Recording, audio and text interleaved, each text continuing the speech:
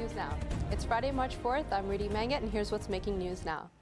A 47-year-old man wanted on charges of child pornography has been identified as TTC employee Darren Padilla. TTC has not disclosed where Padilla works, but says that they will assist police in any way that they can. Investigators have searched Padilla's home and consider him to be armed and dangerous. Anyone with information on Padilla's whereabouts is asked to call Toronto Police at 416-808-8500. The province is moving ahead with a plan to build Ontario's first electronic high-occupancy toll lane. Ontario's Transportation Minister, Stephen Del Duca, says Highway 427 will be extended. The extension will start from south of Highway 409 to north of Rutherford Road. It is set to open in 2021. A Texas man has been charged with manslaughter in connection to a crash that killed 4 Kitchener residents. The 4 were driving on a highway in Texas when a Honda Civic traveling in the wrong direction hit their minivan. Only 2 of the 6 occupants survived the crash. Police have issued an arrest warrant for Wilson Rene Molnares, who is still in the hospital. Prime Minister Trudeau and the provincial premiers will reconvene next fall to finalize a pan-Canadian plan to combat climate change. The Prime Minister and the premiers were in a deep disagreement yesterday in a meeting that lasted over 6 hours. At the end of the meeting, Trudeau said that they agreed on a number of ways to develop carbon pricing. It's been a cold week for Toronto. Let's check in with Rachel to see what the weekend looks like. Thanks, Rudy. Today we'll see scattered clouds with a high of -1 and a low of -7.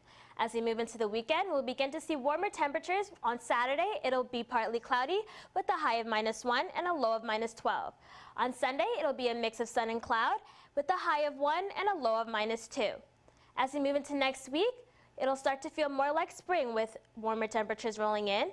On Monday, there will be a high of 10 and a low of 3.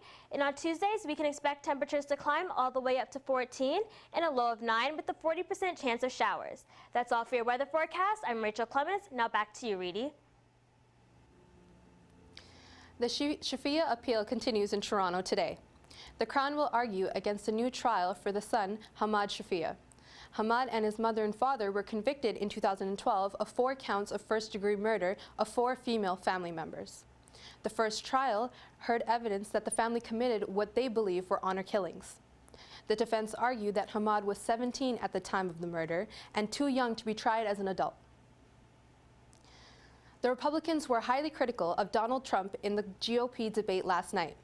They were quick to call Trump out for shifting positions on the issues of the debate, but said that they would support him if he was their party's nominee.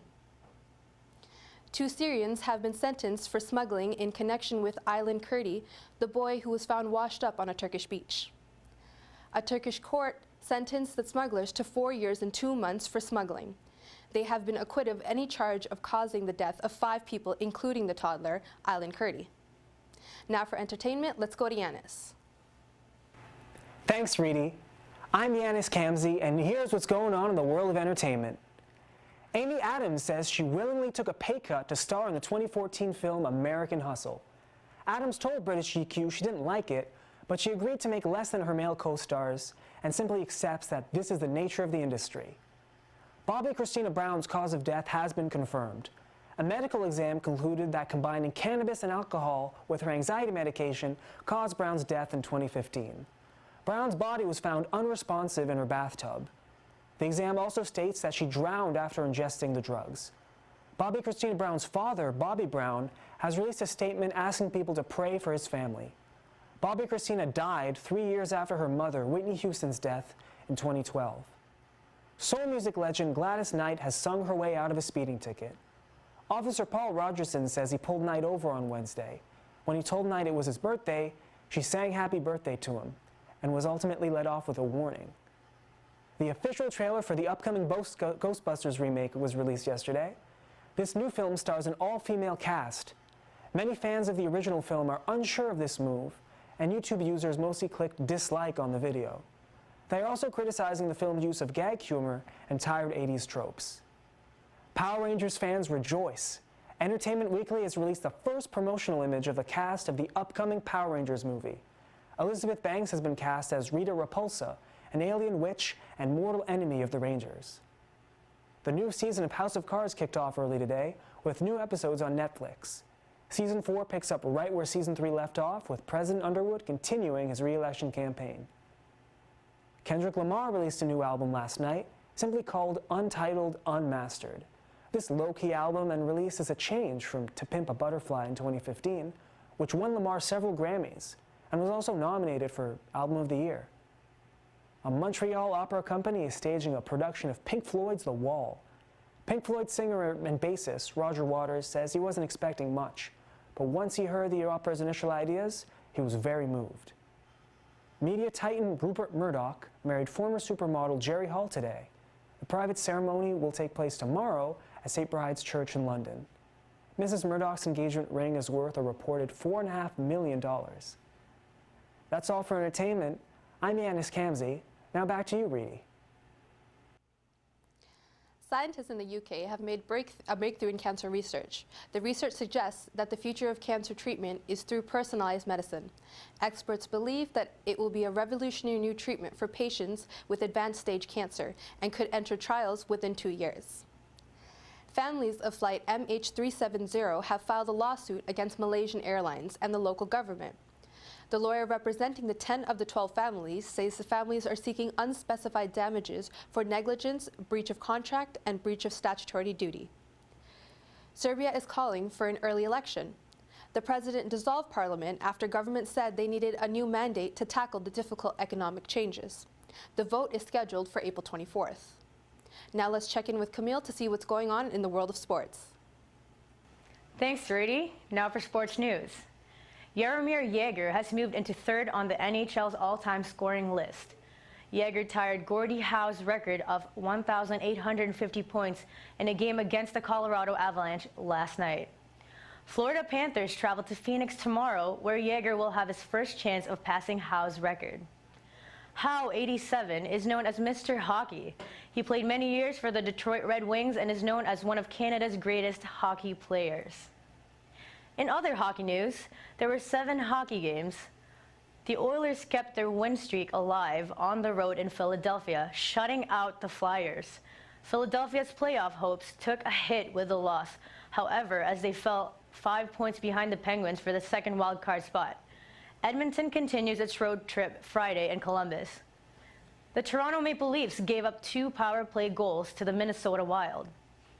Garrett Sparks, recently returned from the Marlies, made 20 saves from Toronto. The Leafs are now 1-10-2 in the second game of back-to-backs this season, having also lost to the Capitals on Wednesday. The Ottawa Senators fell to the Tampa Bay Lightning at the Canadian Tire Center. It was Tampa's 8th win in a row as they close out a 4-game round trip. The Los Angeles Kings scored 2 goals early in the first period and held on to beat the Montreal Canadiens. The Habs goaltender, Carey Price, was not in net last night. He has been named to the World Cup roster. This year's World Cup takes place in the ACC in Toronto from September 17 to October 1st. 8 teams make up the field, including the US, Canada, Czech Republic, Finland, Russia, Sweden, Team Europe, and Team North America. Team North America is made up of American and Canadian players under 23. Price has been out with a lower body injury since November 25th. The top-ranked goalie had his first press conference and told media he hopes to be able to play again this season. Price is looking forward to the World Cup, where he's been named temporary starter. And more news on another hockey great. Wayne Gretzky is writing a book about his incredible life and career in the NHL. Gretzky promises to reveal personal things only his family, friends, and teammates know. It will be written in collaboration with Christy McKellen-Day, who has co-written best-selling hockey books with CBC's Ron MacLean. The book will be published in the fall of 2016, in time for the NHL's 99th anniversary. Swinging over from the rink to the center court, Montreal's Eugenie Bouchard has advanced to the quarterfinals of the Malaysian Open after a straight sets win over Kurumi Nara of Japan. 22-year-old Bouchard smashed to the next round with a 6-1, 6-2 victory.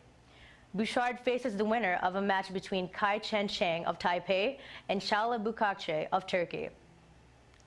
Steph Curry and his Golden State Warriors are unstoppable, defeating Oklahoma City Thunder 121 to 106 last night.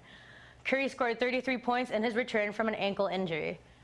The Golden State Warriors tied an NBA record by winning their 44th straight regular season home game. Kevin Durant scored 32 points for the Thunder, and Klay Thompson scored 21 for the Warriors. Sean Livingston had 11 points and 8 assists off the bench. Sacramento Kings beat the Dallas Mavericks with 104-101 last night. Rajon Rondo had 18 points and 12 assists in his first game in Dallas since the ugly split with the Mavericks last season. DeMarcus Cousins had 22 points and 13 rebounds as the Kings snapped a 4-game losing streak with just their 5th win in the past 17 games. Chandler Parsons scored 28 to lead the Mavericks, who had a 3-game winning streak. The Toronto Raptors play the Portland Trail Blazers at 7:30 tonight in Air Canada Centre. Now we turn to our Humber Hawks teams who are blazing their own trail. On the women's side, power forward CJ Nofuente is the OCAA Women's Basketball Player of the Year. Nofuente set new career records in points, rebounds, assists, steals, and blocks. She's the only student athlete in the OCAA to rank top 11 in all 5 categories, including first in assists and steals. Meanwhile, her team defeated the St. Clair Saints 90-81 yesterday in the first OCAA championship game in Niagara. The Hawks play against Fanshawe Falcons tonight in the semifinals of the OCAA championship in Niagara. The men's team is playing St. Lawrence Vikings right now at North Campus. This is a quarterfinal game in the OCAA.